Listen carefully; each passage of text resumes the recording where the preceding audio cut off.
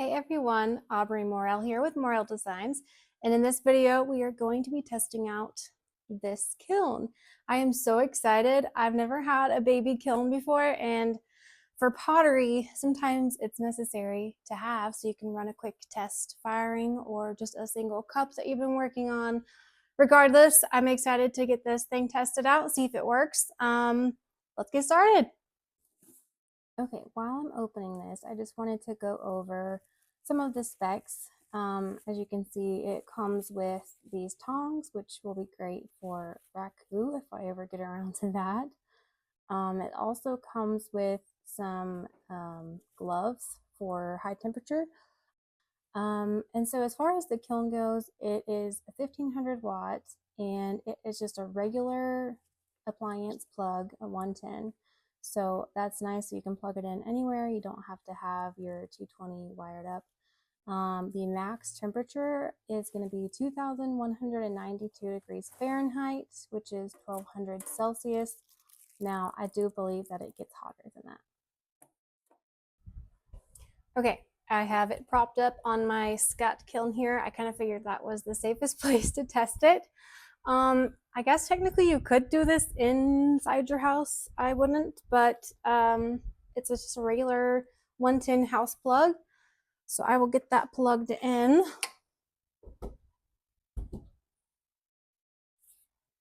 Okay, we're gonna read the instructions this time because we're working with some high heat here. I would like for it to be in Fahrenheit, not Celsius, because I don't know what my temperature is in Celsius. Okay, we needed to read the manual. So I want to get this opened up to make sure there's nothing else inside here first. I'm sure there is, or there's not. Okay, so I kind of thought it would come with some shelves. It does not. I do have my posts and one shelf that might fit in it. I've had this thing lying around. And it does fit. Yay. Okay, so I'll get my own little posts here. And I pre-made some plates, little bread plates. I don't think that's going to work. I'm only going to be able to fire one plate, and I wonder if the plate is even going to fit. That's interesting. Okay, the plate does fit, but not with any posts. So we're going to fire one plate. I should have just done a mug, but you know, I wasn't sure how big the interior of this thing was. So I ended up making these three. These are all just bone dry pieces that I'm going to bisque fire. We've got cherries, regular leopard or pink leopard. I think I'm going to do the pink leopard. So we're going to put our piece in here. And I did make a little cone pack, and I've got to figure out how to get it in here, fit it in here. I've got an 04 cone and an 06 cone. That's all I had on me. So that's what we're going to do. We're going to slide those in there. I want to try to test the accuracy. I have regular size cones for the actual glaze firing. So I've got my little plate in there and it barely fits. And my little cone pack.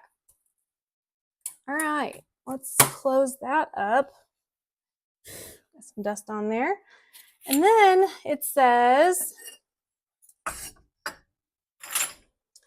you'll switch it on and then you touch the U button to adjust the temperature. And so since we're running a bisque fire and it's set to Celsius, it looks like, we are gonna, I think that's Celsius. Okay, we're gonna go to 1060 Celsius, which is 1940 Fahrenheit, which is an 04 cone bisque. So we're gonna go 1060.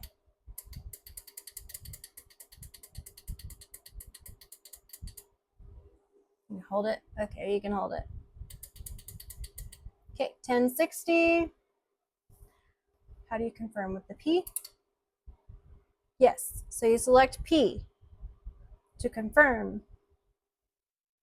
Okay, Upside the display, the double flashing, there's little double flashing lights. Anyway, means that it's heating and insulated. The upside down display flashing means increasing the temperature. Below the display, so it means it's holding the temperature. Okay. So it's going. There's not much to that. I honestly thought it would be more complicated. I don't know why. There's not much instruction, which most of their stuff doesn't have a whole lot of instruction. But it is supposedly firing. So we're gonna come back in a little bit and see what's happened. Okay, the kiln is continuing to hold at that 1060, so after doing some research, I think it's going to continue to hold until I turn it off. So I am going to power it off and just let the kiln cool naturally. So I will check back on this tomorrow when I get home from work and see what we're left with. Okay, we are back. It is the next day. It is after work. So I'm going to open the kiln. It should be plenty cool enough by now. I guess I could turn it on to see what temperature it's at.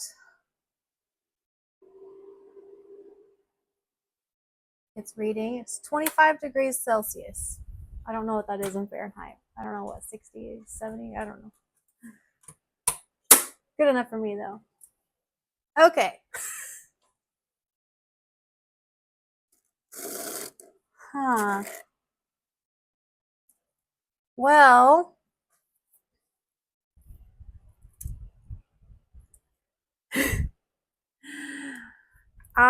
it shattered.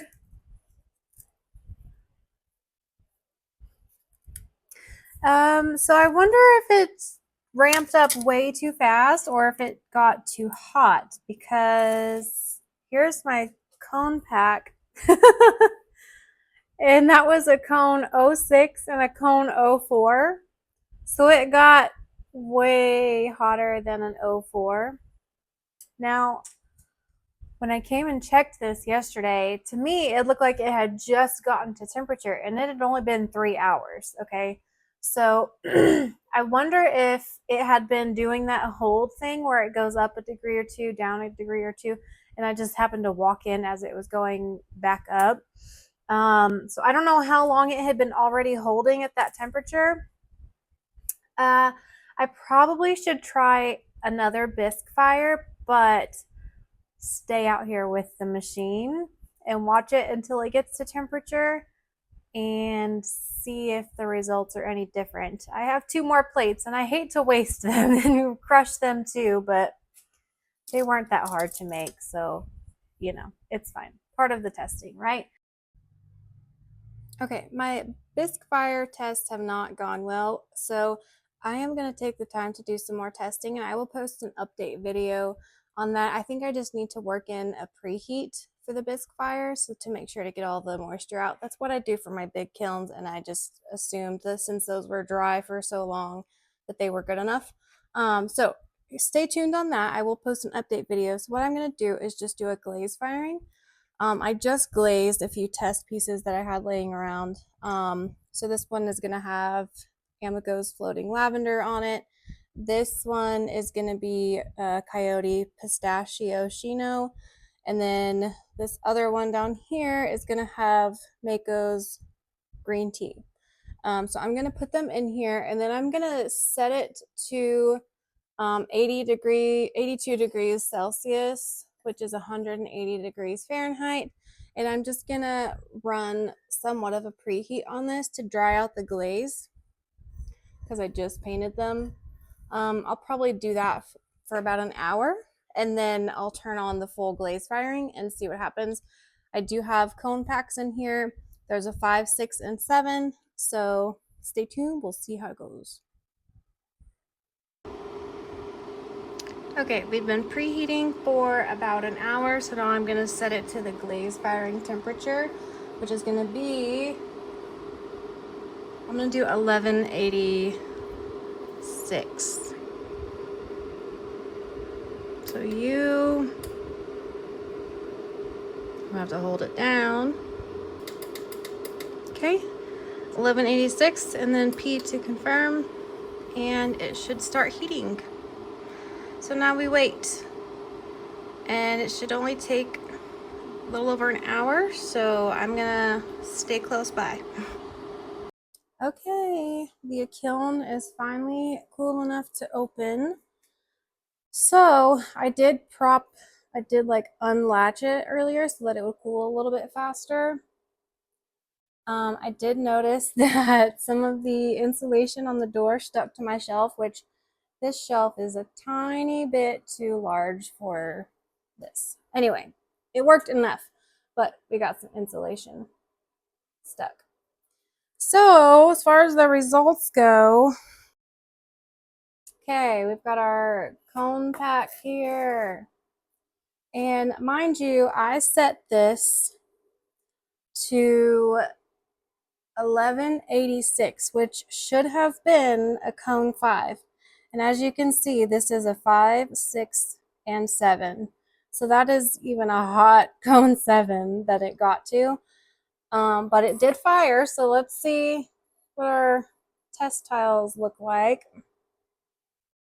No, I don't know if I'll even be able to tell which ones they are. Okay. So this one is the Coyote Pistachio, which that's not normally what it looks like. It's turned kind of blue. I mean, it looks cool, but definitely not what that is supposed to look like at cone 5. This one is going to be the green tea then, and it completely changed colors. Let's see our butterfly, which is the Amico's Floating Lavender. Okay, that one actually stayed pretty true to color. So, all right. Okay, so we didn't get the results that we were aiming for. I had programmed it to, well, first I programmed it for a bisque fire. That didn't go so well. And then I programmed it for a cone 5 firing, and it also burned too hot for that. So I think that we just need to figure out how much to offset it to get to the cone that we wanted. I might actually try to program it to a cone 3 instead of a cone 5 and see if that gets me where I want to be. All in all, it's just going to take some more testing to figure out how this kiln in particular functions. And I've never actually had a manual kiln where you have to sit here and watch it and adjust it and do a cool down, do a preheat, all that stuff. My kilns have been pretty fancy and they just kind of do that, and I can leave it and come back when it's done, which I know some people say not to do, but I've done it and it's fine. Anyway, so things that we need to figure out, but I am going to keep testing it, and I'm going to post an update video probably in a couple weeks. I'll try to figure out the whole firing situation and the temperatures and all that. But even with that, this is an amazing piece of equipment, and it's going to be really, really helpful to me when I need to do test tiles or to fire a single piece. It's going to save me a lot of time because normally I have to wait until I have a full kiln load worth of stuff to do tests to fire pieces that people are waiting on. So this is going to be so nice to have in my studio, and I'm thankful for it. I just need to figure it out a little bit. But if you guys have any other questions or need me to test anything else on it, let me know. I'd be happy to do so. And keep your eyes peeled for the update video. See you next time. Bye.